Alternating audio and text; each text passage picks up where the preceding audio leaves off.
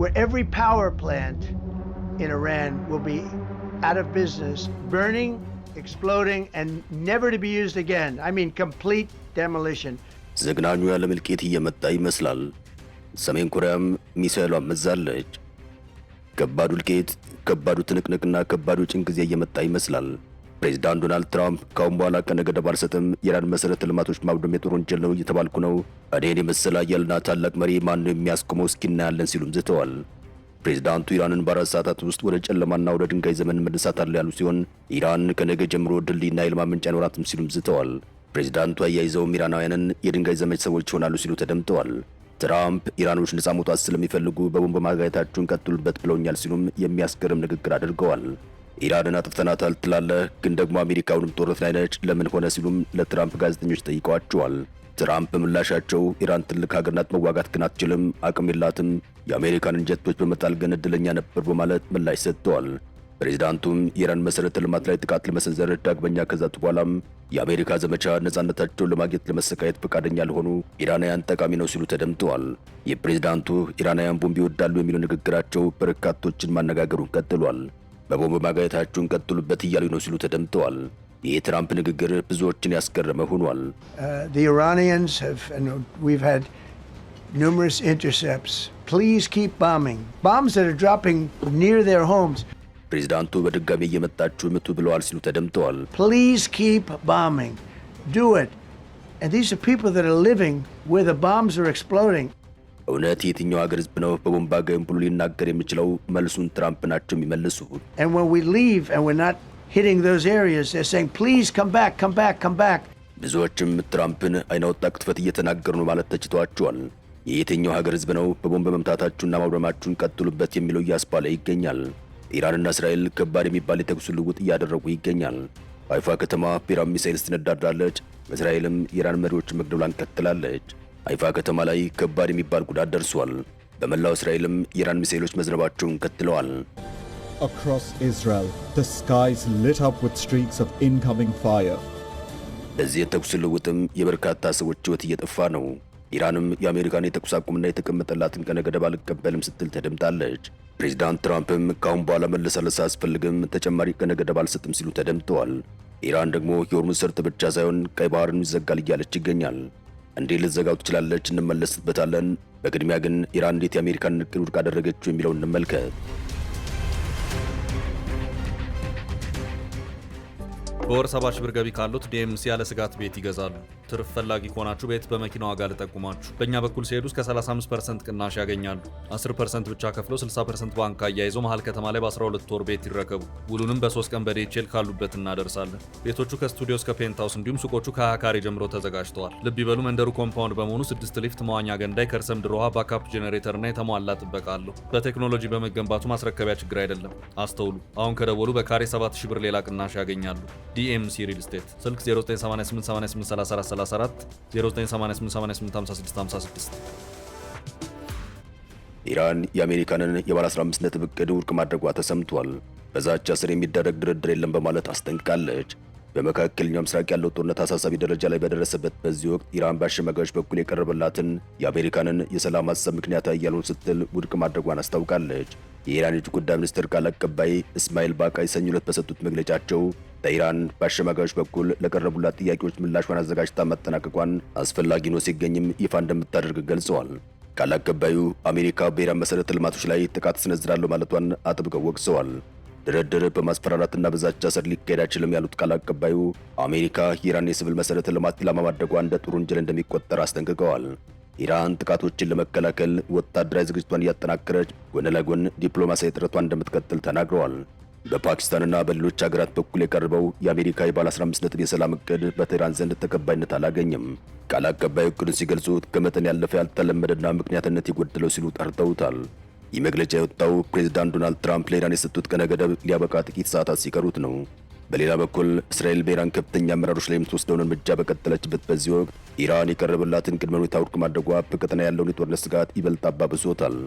ኢራን ራሷን ለመከላከል ወታደራዊ እርምጃ እንደምትወስድ በድጋሚ በማረጋገጥ ዓለም አቀፉ ማህበረሰብ የአሜሪካንን ህገወጥ ዛቻ እንዲያወግዝ ጠይቃለች።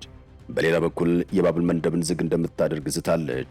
የኢራን ከፍተኛ መሪ ሙጅታባ ካሚኒ አማካሪ በሰጡት መግለጫቸው የቴህራን አመራሮች የባብል መንደብን የንግድ መስመር ሊዘጉ እንደሚችሉ አስጠንቅቀዋል።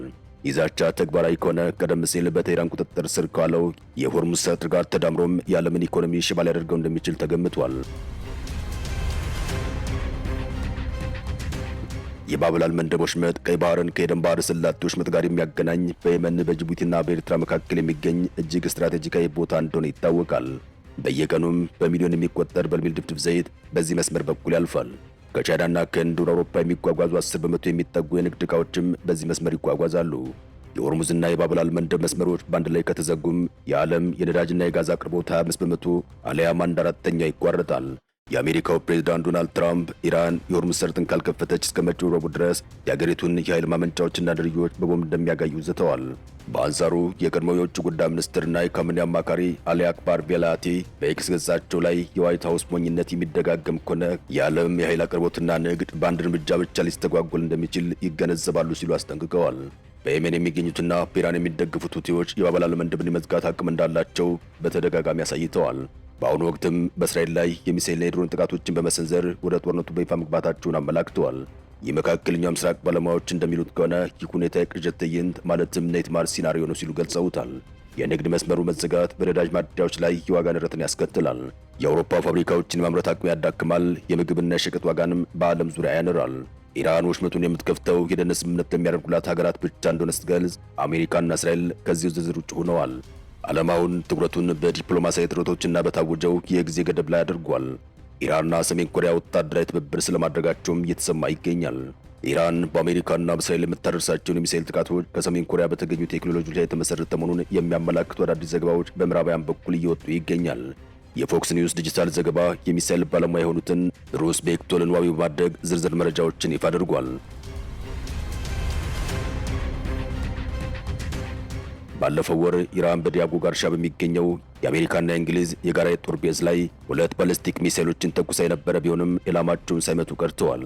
እንደ ባለሙያው ገለጻም ለዚሁ ጥቃት ጥቅም ላይ የዋለው ሚሳኤል ሙሱዳን የተሰኘው የሰሜን ኮሪያ ቴክኖሎጂ እንደሆነ ተገልጿል። ኢራን እንደ አውሮፓውያን አቆጣጠር በ2015 19 ያክል እንዲያሉ ሚሳኤሎችን ከሰሜን ኮሪያ መግዛቷ ተገልጿል። የኢራኑ ሻይብ 3 እየተባለ የሚጠራው ሚሳኤልም የሰሜን ኮሪያው ኖዶን ቀጥተኛ ቅጅ መሆኑን ቤክቶል አስረድተዋል። ሰሜን ኮሪያም ለኢራን የሚሳኤል ግንባታ ከፍተኛ ድጋፍ ስታደርግ መቆየቷ የተገለጸ ሲሆን በተለይም የቂያም የኢማድና የቃድን ሚሳኤል ስርዓቶችን በማልማት ረገድ እጇ እንዳለበት ተጠቁሟል። የመረጃም ኢራንና ሰሜን ኮሪያ በምዕራባውያን ላይ ያላቸውን የጋራ ጠላትነት ወደ ወታደራዊ ትብብር ማሳደጋቸውን ያሳያል።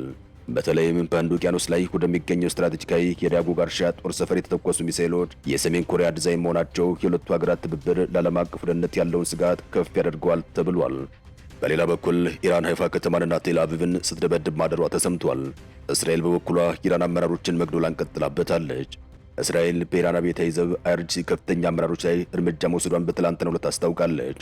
የእስራኤሉ ጠቅላይ ሚኒስትር ቤንያሚን ኔታንያሁ ትናንት ሰኞ ዕለት ባወጡት መግለጫቸው የእስራኤል መከላከያ ሰራዊት ባከናወነው ጥንቁቅ የሌሊት ኦፕሬሽን የኢራን ቅዱስ ኃይል ከፍተኛ አመራር የሆኑትን አስጋር ባክሪን በቅጽል ስማቸው ያዝዳ አሚር ወይም ኮማንደር ባጋሪ መግደላቸውን አረጋግጠዋል። አስጋር ባክሪም በኢራን አብዮታዊ ዘብ ውስጥ የሚገኘው ዩኒስ 840 መሪ እንደነበሩ ተገልጿል። ይህ ክፍልም በዓለም ዙሪያ በሚገኙ ኃይሎችና እስራኤል ላይ ያነጣጠሩ ጥቃቶችን በማቀናጀት እንደሚከሰስ ኔታንያሁ ገልጸዋል።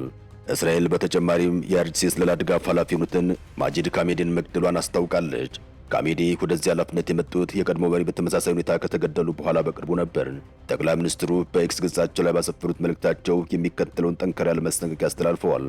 ዜጎቻችንን ለመግደል የሚንቀሳቀስ በእስራኤል መንግስት ላይ ሽብርን የሚመራ ብለውም የኢራን የጥፋት ጎራ የሚገነባ ማንኛውም አካል ለፈሰሰው ደግሞ ተጠያቂው ራሱ ነው ሲሉ ተደምጠዋል።